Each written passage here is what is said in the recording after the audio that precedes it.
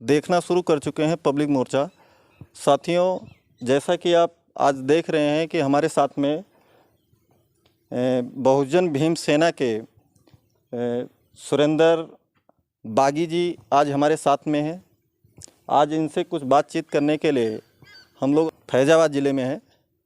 तो साथियों, आज जैसा कि आप देख रहे हैं, देश की इतनी बुरी हाल है कि युवा के लिए ना तो नौकरी है, ना कोई रोज़गार है। तो आज हम सुरेंद्र बागी जी से यही सवाल पूछना चाहते हैं कि इस देश में जो समस्या चल रही है उस समस्या के बारे में आइए जानने की कोशिश करते हैं। सर नमस्कार। जय भीम। जय भीम। जय भीम।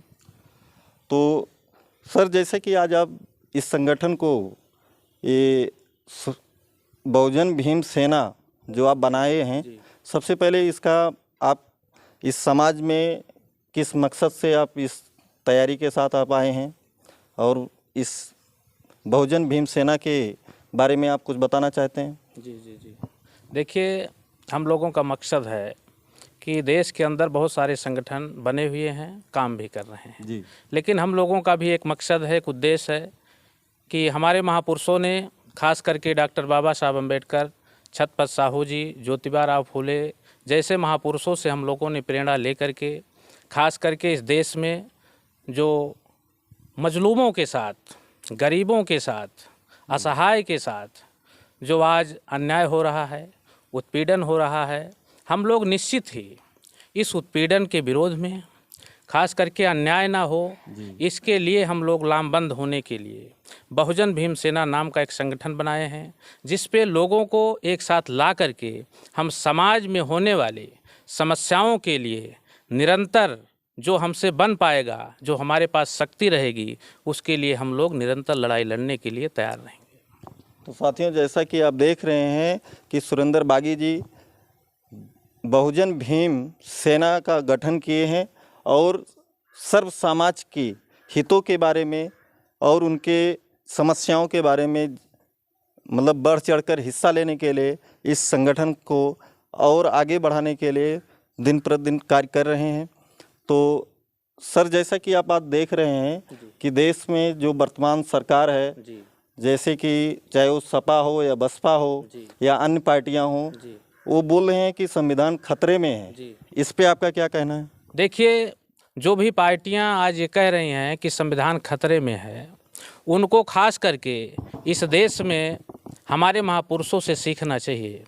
जब समस्याएं देश के अंदर हैं और समाधान हमको ही करना होगा समाज की, तो हमें बिना किसी मतलब झिझक के, खास करके संविधान को बचाने के लिए, जहां संविधान बचाने की बात आ जाए, राजनैतिक विचारधारा से ऊपर उठ करके, राजनैतिक दल से ऊपर उठ करके हमें एक साथ एक मंच पर आकर के सबसे पहले हमें संविधान को बचाना चाहिए, अधिकार को बचाना चाहिए, जिसमें युवाओं का भविष्य सुरक्षित हो, और फिर बाद में हम लोग अपने आधार से जो भी हो उसको हम करेंगे। लेकिन प्रयास मेरा ये हो कि संविधान को बचाने के लिए राजनीतिक दल से ऊपर उठ करके हमें एक लामबंद होना होगा, और डॉक्टर बाबा साहब अम्बेडकर के बनाए हुए संविधान को बचाने के लिए निश्चित है, जिस संविधान की बदौलत हमको जीने का, बोलने का, पढ़ने का, चलने का, खास करके नौकरी पाने का, राजनीति में आने का, संगठन बनाने का जो अवसर मिला है, ऐसे संविधान में जो हक हकूक़ हैं उसको बचाने की जिम्मेदारी हम ही सभी लोगों की है। अगर हम ऐसा करते हैं तो निश्चित है आने वाला जो कल होगा,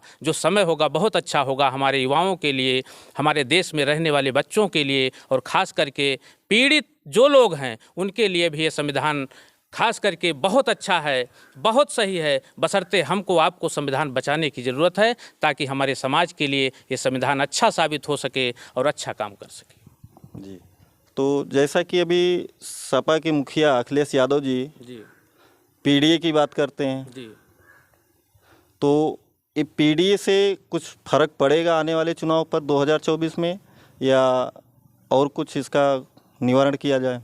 देखिए, हम तो कहते हैं कि जो भी नेता, जो भी सीनियर लीडर्स बात कर रहे हैं, निश्चित है उस पर उनको काम करना चाहिए। देश के अंदर जो मजलूम है, जो गरीब है, जो दलित है, जो पिछड़ा है, उसको अगर बिना हक हकूक दिलाए या उनको बिना साथ लिए हम कोई भी लड़ाई जीत नहीं सकते हैं। ये लोगों का केवल भ्रम रह जाएगा कि हम जीत जाएंगे। जब तक हमारे साथ गरीब, वंचित, युवा ये हमारे साथ नहीं आएगा, हम उसकी समस्या में शरीक नहीं होंगे, उसकी समस्याओं के लिए हम लड़ेंगे नहीं, तो हमारे साथ कैसे आएगा। और जब हम उसकी समस्याओं के लिए निरंतर प्रयास करेंगे, लड़ेंगे कि उसके पास समस्या ना आए, तब ही वो हमारा साथ देगा। जब हमारा साथ देगा तो निश्चित है जो हम लड़ाई लड़ना चाहते हैं, जो हमारा मकसद है, वो मकसद हमारा तभी सफल हो सकता है जब हमारे साथ हमारे देश का युवा हो, मजदूर हो, किसान हो, तभी कुछ हो सकता है, नहीं तो कुछ नहीं हो सकता। तो साथियों, जैसा कि आप देख रहे हैं कि बहुजन भीम सेना के राष्ट्रीय अध्यक्ष सुरेंद्र बागी जी हैं। तो आज आप वास्तव में जब से ये सरकार आई है बीजेपी की, कि नोटबंदी से लेके आज तक जो जितने भी कार्य किए गए हैं, आम जनता के हित में आज तक कोई काम नहीं हुआ है। लोग आज वास्तव में परेशान हैं। और गांव में जाके जब वास्तव में सर्वे किया जाता है तो वहाँ पर 90% लोग आज परेशान हैं कि किसी के घर में पैसे नहीं हैं और किसी के घर में खाने के लिए अनाज नहीं है। लेकिन सरकार जो है 5 किलो राशन की बात तो कर रहा है कि हम 5 किलो राशन दे रहे हैं। तो क्या समाज में जो 5 किलो राशन सरकार बांट रही है, जी, इससे समाज को मतलब सुधरने का मौका मिल रहा है या लोग और बेरोजगार हो रहे हैं? इस पे आप लोग का क्या मानना है? देखिए, देश में खास करके हमको जो संविधान में डॉक्टर बाबा साहब अम्बेडकर ने अधिकार दिया कि हमें रोजगार की ज़रूरत है, हमें 5 किलो राशन से मेरा भविष्य सुधरने वाला नहीं है। 5 किलो राशन तो 1 महीने भी नहीं चल सकता है व्यक्ति के लिए, तो उसका जीवन कैसे चल पाएगा। इसलिए खास करके सरकार की, जो भी सरकार हो, उसकी ये जिम्मेदारी बनती है कि देश में रहने वाला जो गरीब है, वंचित है, युवा है, उसको निश्चित है उसके आधार पर उसको जो उसका हक होता है निश्चित है उसको दिया जाना चाहिए। भारत देश में जो रहने वाला युवा है, जो विद्यार्थी है, जो आज देश के अंदर काफ़ी संघर्ष करके पढ़ाई कर रहा है, इतनी परिस्थितियों, विपरीत परिस्थितियों में ऐसे युवाओं को रोजगार की ज़रूरत है। अगर उनको रोजगार मिलता है, निश्चित है उनका परिवार खिलेगा, समाज भी खुश होगा और निश्चित है उनसे प्रेरणा लेकर के आने वाला जो युवा है वो भी आगे बढ़ने का प्रयास करेगा। तो आपके संगठन का जो ये अभी 2024 में आप लोग लगभग ये आपको किसके साथ में आप लोग जाना चाहेंगे? देखिए, हम लोगों का मकसद है जो संविधान के हित में काम करेगा, जो संविधान को पूरी तरीके से अमल में लेकर के समाज के लिए काम करेगा, हम लोग उसका साथ देंगे। निश्चित है जो मेरे पास शक्ति होगी, 10-5 जो भी होगी, मैं उस शक्ति के साथ उसके साथ कंधे से कंधा मिला करके काम करने के लिए तैयार हूँ।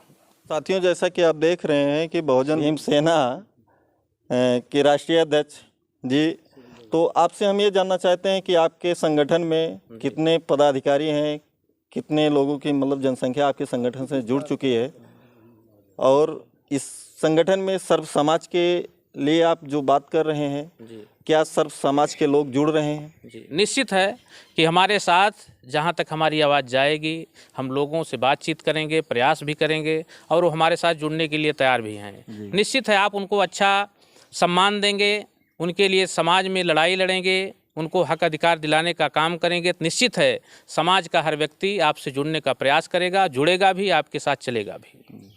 और ख़ास करके उत्तर प्रदेश के अंदर हमारे लगभग, अभी तो मैं 1 साल हुआ हमारे संगठन बनाए हुए, लेकिन उत्तर प्रदेश का कोई भी 1-2 जिला भले बचे हों, बाकी हमारे हर ज़िले के अंदर हमारा जिला अध्यक्ष, जिला प्रभारी या जो कमेटी है धीरे धीरे बन रही है। आने वाले समय में हम और तेज़ी के साथ काम करके उत्तर प्रदेश के हर ज़िलों में, हर ब्लॉकों तक, हर न्याय पंचायत तक जाने का प्रयास करेंगे और निश्चित है समाज के लिए हम लड़ाई भी लड़ेंगे। ये हमारा मकसद है। तो साथियों, जैसा कि अभी आप सुन रहे थे कि बहुजन भीम सेना के राष्ट्रीय अध्यक्ष जी, तो साथियों आज आप देख रहे हैं कि देश में वास्तव में चाहे वो पशुओं की समस्या हो या किसान की समस्या हो या युवाओं की समस्या हो या यहाँ के जो आज आप देख रहे हैं कि घर में चाहे वो बीमारी हो या पैसे की समस्या हो, आज लोगों के पास बहुत समस्याएं हैं, लेकिन सरकार इस पे न काम करके जात पात की बात करती है। तो इस चीज़ से आप लोग जागरूक होइए और आप अपना वोट उसी को दीजिए कि जहां से सर्व समाज की बात या सर्व समाज के हित की बात हो। तो साथियों, इसी के साथ आप देखते रहिए पब्लिक मोर्चा हमारे सहयोगी हरि प्रसाद जी के साथ। जय हिंद, जय भारत।